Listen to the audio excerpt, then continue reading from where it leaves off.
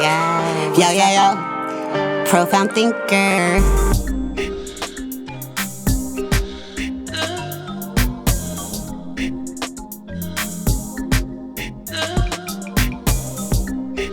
Profound thinker. Good afternoon, good evening, good day to all of our viewers today. This is Profound with Profound Thinkers Investing, the show. And I'm so glad to be with you here today. We're looking at part 2 of our conversation with Don Thornton of HB Funding. And we were talking about bankruptcy, chapter 7 versus chapter 13. If you remember from our last conversation in our first episode. Now we're looking at it a little more deeply in terms of selecting whether you should go with the selection of an investor if you're in a crisis situation where you have to sell your home or face foreclosure or short sale or bankruptcy. Or do you want to go with a realtor, or do you want to go with a bankruptcy attorney? So we're going to delve deeper into this subject matter with Don, and he's going to share with us his perspective. And he's been in the business for 20 years. That's mortgage origination, mortgage brokerage, as well as a real estate investor. So we're pleased to have him with us today. Sit back, relax, and enjoy the show. So a lot of people are dependent on, like we mentioned earlier, lawyers and things of that nature to make the decision for them. Let's talk about going to a lawyer and asking them to file a bankruptcy for you. What are some of the key elements that people are missing in that process? Okay. As I mentioned before, in a bankruptcy practice, bankruptcy attorneys work on volume. Okay. So their money is made by as many cases as they can get through the system as quick as they can. And once that you'll meet them for initial consultation, and then that's pretty much it. You'll have a paralegal work with you as far as getting the paperwork over, and then they'll go to court, and he'll say, okay, here you go, we got it done, and see you later. And they don't dive in. They're not financial planners. They're not financial advisors. They're not going to sit there. And but what to me is criminal almost is that I see them willfully mislead people on what the consequences of their decisions are. And I'll give you an example. People assume, most of the people that I talk to, that they have filed a Chapter 7 bankruptcy. It's gone through the process. Now once it's discharged, the mortgage company refiles a new foreclosure to start the process to force a public auction. Okay. So when they get the notice of the lis pendens or the fresh foreclosure filing by the court, we track that in Florida. So, we pride ourselves on being one of the first people to call them and say, hey, we saw that you just recently had a foreclosure filed against you. I'd like to make you an offer to buy your property. And they'll say, well, it's not my house anymore. I'll say, yes, it is. And they'll say, no, I gave it up in the bank. I surrendered it in the bankruptcy. Okay. And I'll say, let me ask you just a very quick question. If the bank already owned the property, why are they filing a foreclosure against you? Right. I don't know. What do you mean? I said, look, this is what the lawyers don't explain. There is a complete apples and orange situation here. The apple is the house. You own the property. You are the legal owner of the property, and property, real estate, a single family home, a duplex, whatever. It can only be transferred by means of a deed, some sort of deed. Okay. Now you have the mortgage. The mortgage is the document that is collateralized against the house. It is a financial instrument. It is a promise to pay and the terms to pay. Okay. When you file a bankruptcy, your responsibility to pay this is over. But you still got this. You're still the property. There's no deed transferred in a bankruptcy. So again, the bank has to refile a foreclosure to go through the whole process and then to force an auction, and the bank buys it at the foreclosure auction. Okay. So people don't realize they still own the house. And so, I have literally seen people 8 years after the bankruptcy and they've moved out, their house sits because the bank never refiled the foreclosure. and they could have been living in the house the entire time rent free. Know about it, and their bankruptcy attorney didn't tell them about it, and the bankruptcy attorney told them to move out when there's Wow. no reason for them to move out. There's no reason for them to do so, you know. Mm-hmm. So at the very minimum, stay there as long as you can. Wait for the foreclosure auction to happen, and then tell the bank, "I'll move. Give me $5,000 cash for keys." And they'll they can pay. do that. They can Yes. tell the bank that. Yes. Yes. Wow. Yes. Again, So, they're not being told by their bankruptcy attorney. One more thing, even more serious than that. You talk about long-term consequences. The bankruptcy clock, as far as the 7 years on a bankruptcy, you know, I mean, as far as you not be able to qualify for a federal loan, VA, right. FHA, U.S. Department of Agriculture. Okay, in a foreclosure, okay, the clock's tick. Once it's discharged, that clock starts to tick. Okay, but the foreclosure, getting rid of your mortgage stays open on your credit report until it's closed off. So what generally happens is that the bank will buy it at the 90% of the time the bank buys at the foreclosure auction. So then they turn it into what they call a REO property, or real estate owned property, which means the bank is the owner. They list it, and it just sits and it sits because they want to get it. They're in no hurry to sell it. Okay, while it sits the entire time, that mortgage is still considered an open account. That means you can't get another mortgage. You want to go and get a car. That's going to keep your credit rating down like an anchor. For years, I have literally seen 8 people 8 years later, the clock hasn't started ticking. When it finally is closed out, either when the bank sells it finally and the incoming buyer pays it off and that mortgage is closed, it could be 3-4 years. Only then does the 7-year thing start with the foreclosure. So people, I don't see the benefit, Don. I don't see the benefit in filing bankruptcy. There is very little benefit. That's my point. There's very little benefit. But you got to understand from their point of view, they're ignorant. I'm not saying they're bad people. Just they don't know. They're not aware of what the pros and cons are and their rights and so on and so forth. So someone's offering them a quick solution, a quote unquote painless solution, although it does cost them money. They say, "Oh God, I'll do it." Rather than educating themselves about it. And the problem is, unfortunately, is that there's so much bad press about, vulture investors out there trying to take advantage of them, and they will believe what the attorney says, like the gospel truth. And the attorney just wants to get them out of their office and have them stop calling, and they'll give them a very quick answer. No, you shouldn't do it. It'll run your bankruptcy, or you'll run this, or whatever. And what's interesting, the other main thing they'll say to a homeowner is that, you know what, if you do a short sale after a bankruptcy, then that money that is being forgiven by the mortgage company, we'll go back to my previous example of where there was $50,000 forgiven because it was sold at 100 and they owed 150. They say, well, you're going to owe taxes on that. Because the IRS is going to consider mortgage amounts forgiven as income. And they're going to say, no, you're going to pay taxes. I'm not paying taxes on that. Hell no. Okay. They don't tell you that when the bank ends up selling it, or if an investor buys it at the foreclosure auction and it's closed out, you're still gonna have that a 1099. A 1099 is an income, saying you got income. Okay, you're gonna have to happen no matter what, and attorneys won't tell people that. Okay, but what they also don't tell people is that there is a statute in the IRS Codex which clearly states that mortgage amounts forgiven on a property that was included in a Chapter 7 bankruptcy is considered non-income. So the bankruptcy attorneys lie. Yes. Because it's easy. They don't want to get in the weeds and talk to people they've already got their money from. They're working on the other 20 people they got, new clients they got in last week. Unfortunately, like you said, some people just can't avoid bankruptcy. What are your recommendations for those people when it comes to selecting an attorney?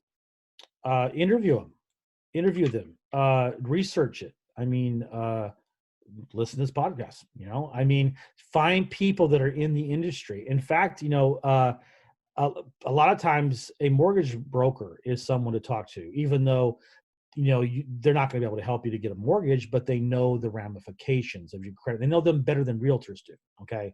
Okay. Because they're the ones giving out more. They're looking at credit reports. They're seeing what the banks will lend and what they won't lend on, and what the problems are and so forth. So they're going to be more educated. Not all of them.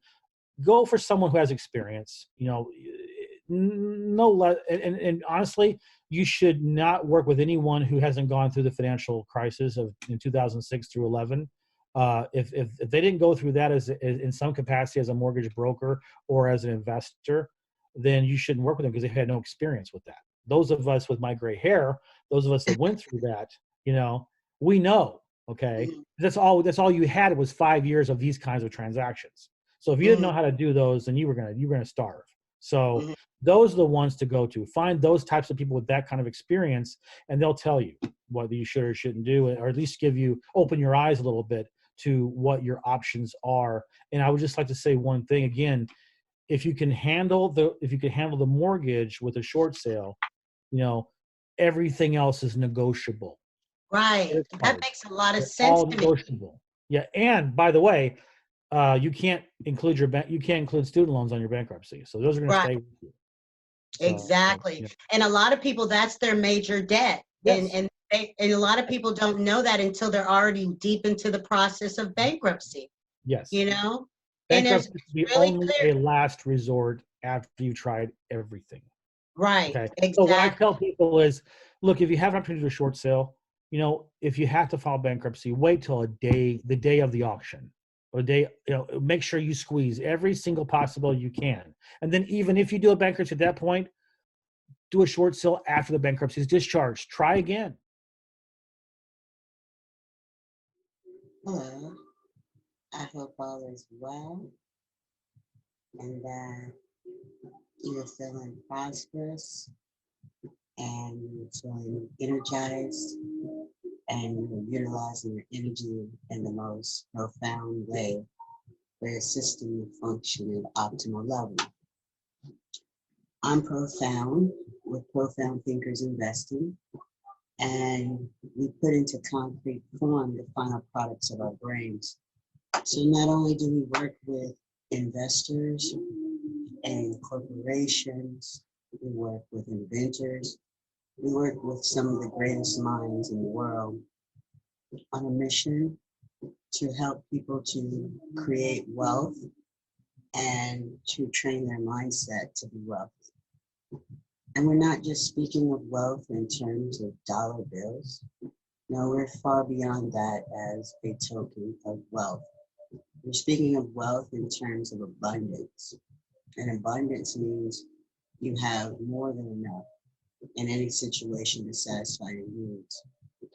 So these are some of the basic foundational points we'll be making as you travel with us on this journey of self-discovery and self-mastery as we learn more about financial instruments and how we can train our brain to reach new heights of consciousness. So basically that's what we're doing here at Profound Thinkers Investing. So I wanted to take this time on this particular wisdom corner to give you that bit of feedback and share with you some lines out of this particular book called The Feminine Face of God. The Feminine Face of God. Let you see the back there for a minute. So you can read that for a minute. So our whole mission here is to usher in a new paradigm of thought. The new paradigm of thought does not take the divine feminine energy from any lesser perspective than the male divine and than the masculine divine energy. It looks at them as both equals, and so therefore you find balance within yourself and you're able to utilize and harness that energy and walk in your God self and create your own destiny. So this is important information that's not being disseminated to the common person. So most people are taught to utilize their energy in praise to a particular deity. This is all good and well. I've done it myself I've praised Jesus most of my life. But I learned as we're transitioning into higher levels of consciousness that all of these myths were something that was made up, a myth. And as we become more of creators of our own worlds, we begin to create our own myths. We don't need a myth to guide us. We use archetypes so that we can have some understanding of the transmutations that are taking place in our brains and in our hearts. But we don't allow a story to tell us how we should live. We follow principles that are based upon intuition.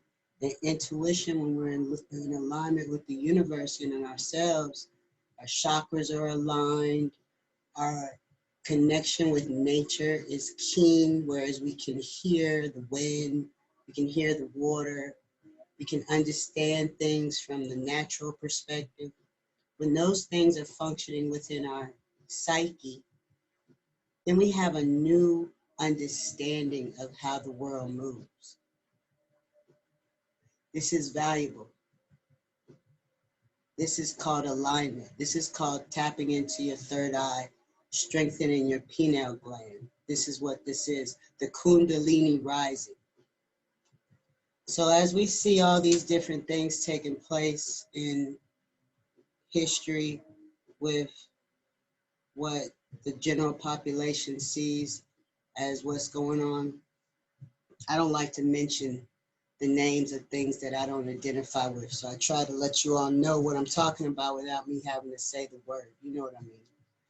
So as we look at those type things, we have to realize that we are the person that offers safety and guidance to ourselves. We are the person that offers safety and guidance to ourselves. And so if we know that, and we stay within the alignment of what we are here for and our purpose, and we understand and know thyself, then there's nothing we cannot fulfill. That's why why you think Master P named his company No Limit? And look at him. He's living no limit. He just came out, his sons just came out with some cleaning products. Like, come on. This is what this type of energy in Aries season for the awoken mind utilizes. There's no time for depression, no time for a sense of lack, no time for pity, no time for scarcity mindsets, no time for fearful type of agendas in your mind where you being your own biggest enemy. Like all that is old paradigm thought. We threw that out the door. And so now we're on a new level. So I'm going to share a few passages out of this book so that we can get a little full understanding of what today's purpose was with this wisdom corner. So again, this is from the book called The Feminine Face of God. And I'm going to start right here. Not all women, of course, feel this natural religious instinct in childhood. Many are adults and even elderly before they develop a sense of allowing or trusting their essential nature. But whether this openness came early or late in the lives of the women we interviewed, rarely did it depend on leaving home. Rather, home leaving seems to have been an auxiliary process, something that helped widen or deepen a channel already running through the women's life. For most of the women we interviewed, home leaving served to increase permeability to the divine in a life that had already opened to it. So let's skip to 555, page 55. This chapter is called Leaving Home. Joanna's professor seemed embarrassed when she spoke of this despair. One suggested that there was larger realms of meaning than life on this earth, and promptly changed the subject. Another attributed her suffering to personal psychological maladjustment. The fact is, however, that almost all the women we met who left home through a decent process already had profound encounters with reality, encounters which, to use Joanne's phrase, had an unshakable authority. In many cases, it seems that this connection is what enabled them to experience such depths of feeling, living through their feelings of despair, rage, jealousy, or hopelessness, and letting them go, is what enabled the women we spoke with to step beyond the restrictive boundaries of their old homes and enter into new possibilities. Before this, however, each woman had to come to terms with her own experience and all its particulars. If she judged herself too harshly because her behavior and feelings did not correspond with what others or even those closest to her seemed to be doing and feeling, she could not cross this threshold and accept the reality of her own life. Each woman had to be emotionally present in her own life and somehow find a way to trust it. So I'm just going to read this last little paragraph. It's entitled Trust. Learning to trust the unfolding of one's own life is awkward, painful work that often leaves one feeling exposed and vulnerable. And it does not happen overnight. One woman described this process to us in detail with a decision that sent shockwaves through her community. She gave up her position as a retreat director of a large spiritual center on the East Coast to live in a relative solitude with her children. At the time of her departure, she was unable to say why she was leaving. But 2 years later, when we interviewed her, she explained, the old practices weren't working anymore. I found I had absorbed my path. And then there was a moment of having to sever the old thinking. Oh my God, I'm on the edge. God is no longer out there somewhere, but in here. I was swimming back and forth between a very deep cosmic urging and my feelings of terrible limitation. And what it all came down to was, can I trust myself? Wow. So we'll end on that for today. That's the feminine face of God. We appreciate you tuning in for this portion of Wisdom Corner. And we hope you enjoyed today's show.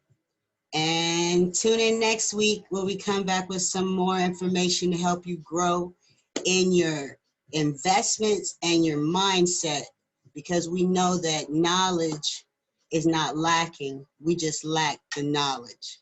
Thank you. Profound Thinkers Investing, the show.